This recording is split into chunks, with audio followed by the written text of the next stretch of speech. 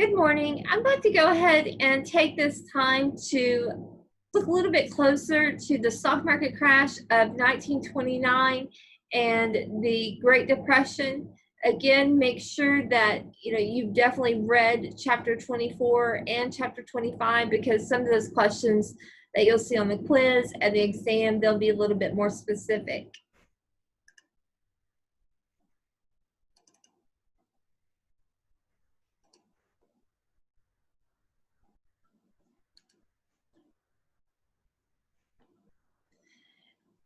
On October 29, 1929, the stock market crashed due to the following causes. One, there was minimal governmental regulation. No one was monitoring how many shares were being bought, how many shares were being sold. Two, there was unethical and unsound financial practices taking place, such as buying on margin or insider trading. Three, there was a maldistribution of wages. And four, there was over-exaggerated investments and returns. The lowest economic point would come on July 8, 1932. The stock market crash, in combination with high unemployment, a lack of spending power, financial panic, a weakened global economy, and the Dust Bowl would bring about the Great Depression.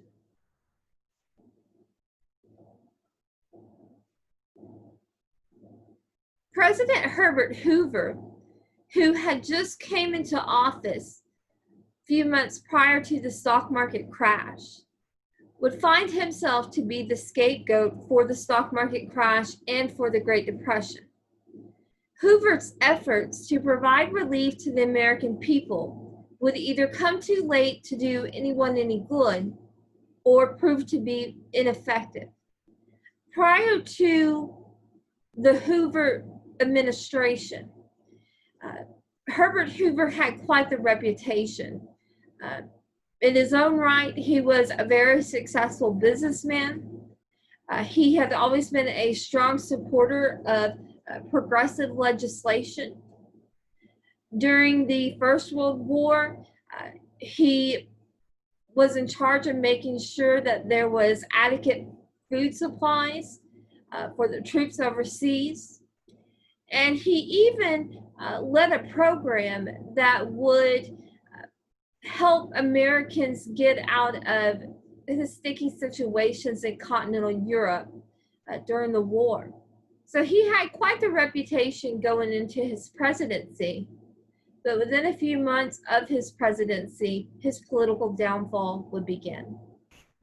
The picture that you see over here to the far right, this is a picture of a Hooverville during the Great Depression. As you can tell, these are homes constructed out of cardboard, plywood, tin, and people were forced to live in these homes due to being unemployed, due to not having any spending power, not being able to pay mortgage payments, not being able to pay rent. So if you were to look at major urban areas in the country during the Great Depression, such as New York City, you would see Hoovervilles throughout Central Park, and other major urban areas like Chicago as well. People would also walk around with the inseams of their pockets out, and they would be quoted as saying they were waving their Hoover flags to represent that they did not have any money.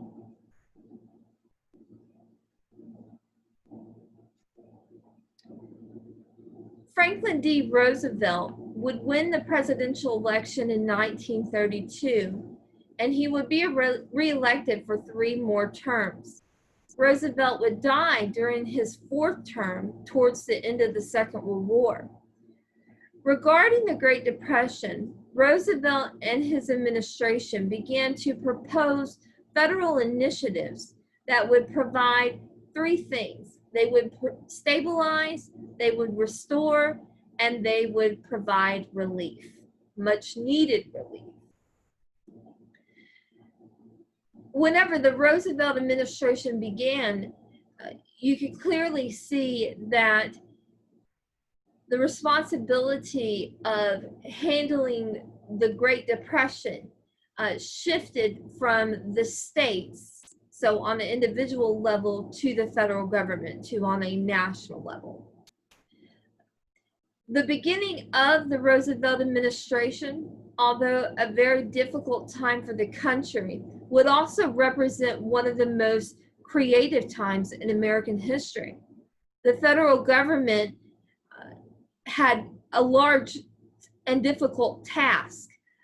They not only had to create new initiatives, they had to construct the initiatives, they had to promote the initiatives, and most importantly, they had to take those initiatives and effectively apply them to American society to, again, stabilize, restore, and provide relief.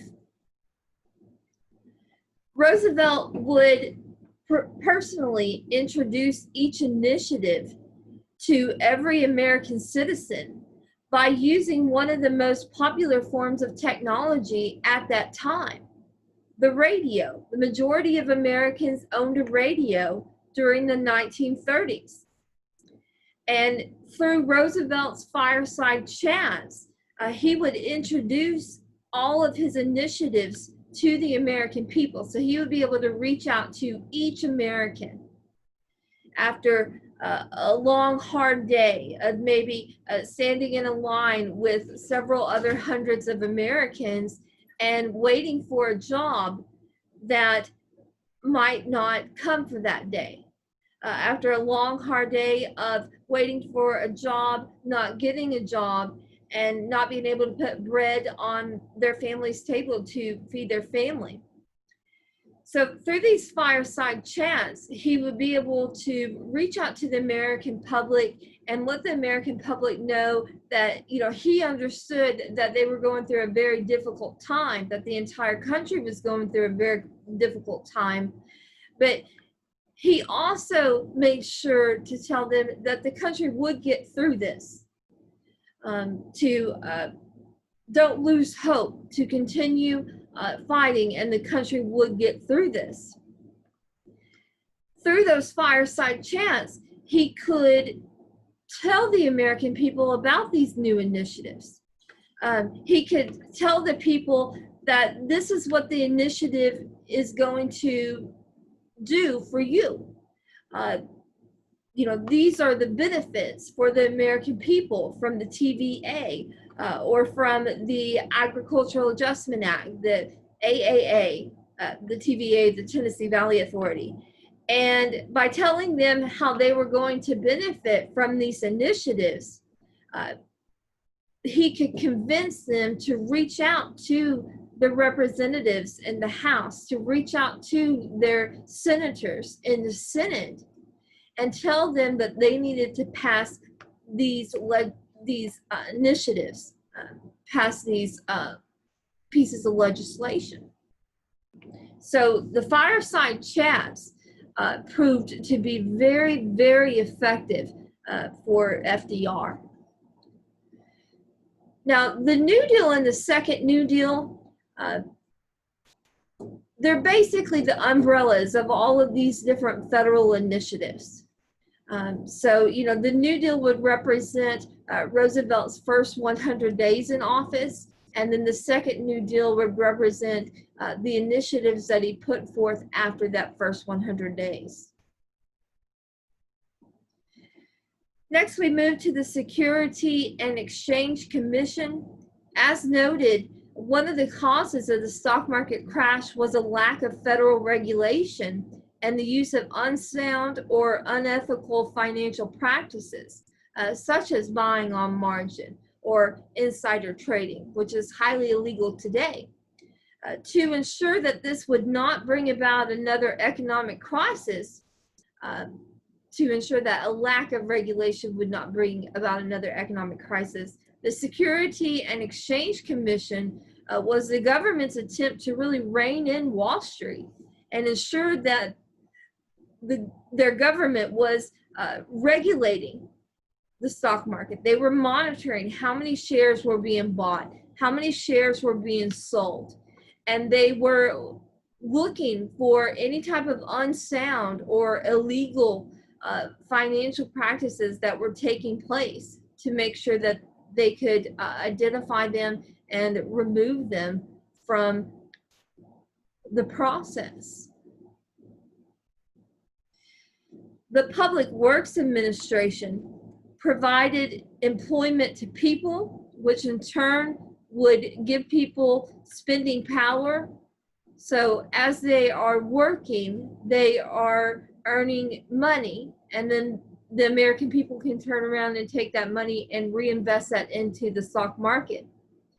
And it was also responsible for the creation of mass transportation systems in urban areas. For example, the PWA created the Chicago subway system that we see today. The Civilian Conservation Corps provided employment to people, which in turn would give them spending power, and it was responsible for preserving state parks across the country. For example, you have a state park that's fairly close to you in Mineral Wells, Texas. Those state parks came into play due to the CCC. The Agricultural Adjustment Act.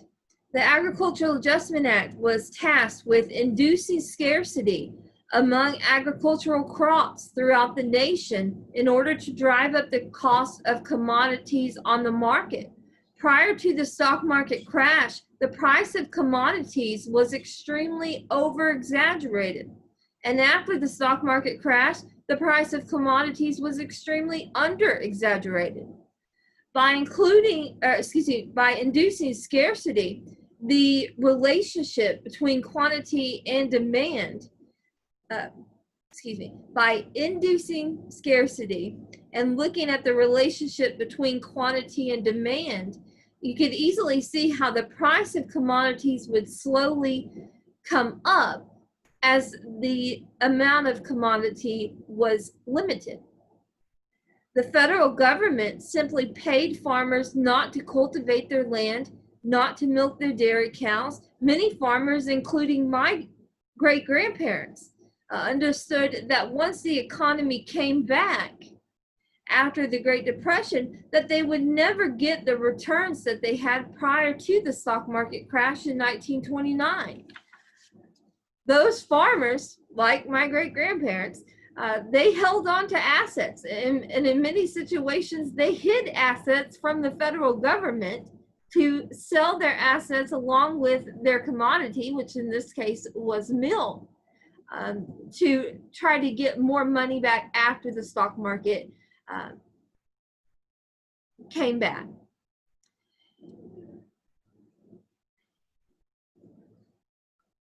The Glass-Steagall Banking Act was responsible for the creation of the Federal Deposit Insurance Corporation.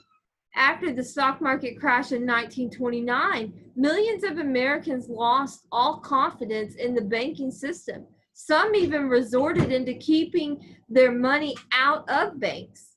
I remember as a little girl that my grandfather still kept money underneath his mattress. He was a child during the Great Depression. It would take a lot of time, but eventually Americans' confidence would slowly rebuild in the banking system. But it would only rebuild in the banking system due to the Federal Deposit Insurance Corporation. In order to reopen and provide financial services to the people, each bank was required to join the Federal Deposit Insurance Corporation. Each bank would be required to physically hold on to a certain percentage of each customer's deposit. So at any time, that person could walk up to that bank and ask to withdraw that money and they would have to physically put that money into their hand. At that time, each bank had to hold on to at least $5,000 of one's deposit, but today, the FDIC ensures that each bank has to hold on to up to $250,000 of one's deposit. The Tennessee Valley Authority. The Tennessee Valley Authority would provide employment, which in turn provided spending power, and primarily focused upon the cultivation of hydroelectric power. Each federal initiative, whether under the New Deal or the Second New Deal, would come with some advantages and would also have its disadvantages. One of the disadvantages of the TVA was that at times it displaced people from their land if that land was ideal for the construction of lakes or dams. Prohibition was also repealed during the Great Depression. The 18th Amendment, also known as the Prohibition Amendment, that was ratified in 1919 with the ratification of the 21st Amendment. Prohibition was repealed during the Great Depression. The 18th Amendment, that's also known as the Prohibition Amendment, that was ratified in 1919, would be essentially repealed with the ratification of the 21st Amendment. The 21st Amendment would now allow for Americans to produce, sell, and consume alcohol, but at the same time regulating that. So regulating it by county. So, you may have a wet county, you may have a dry county, you may have certain times where alcohol can be sold, where times when it cannot be sold. So there is some type of regulation there. But even though Prohibition was repealed during the Great Depression, it did bring about the growth of organized crime in the U.S. Please note the rise and fall of Al Capone in Chicago during the era of Prohibition. The Social Security Act provided many people in the United States with confidence that whenever they reached a certain age, that they would have the financial means to continue living their everyday life. As part of the Social Security Act, the government would hold on to a certain portion of one's wages and then provide those funds to Americans as they reach a certain age. Social Security Act would also create the unemployment system in the United States. Now, please note that all of these federal initiatives would provide much needed relief, in many ways restore, and in many ways stabilize lives of Americans. However, the United States would not come out of the Great Depression until the rearmament for the Second World War. So I hope this helps with your understanding of the stock market crash of 1929 and the Great Depression. Again, make sure that you've read chapter 24 and 25, because some of the questions that you'll see on the quiz and the exam will probably be a little bit more specific. But I hope y'all have a good day, and as always, thank you for your time. Bye.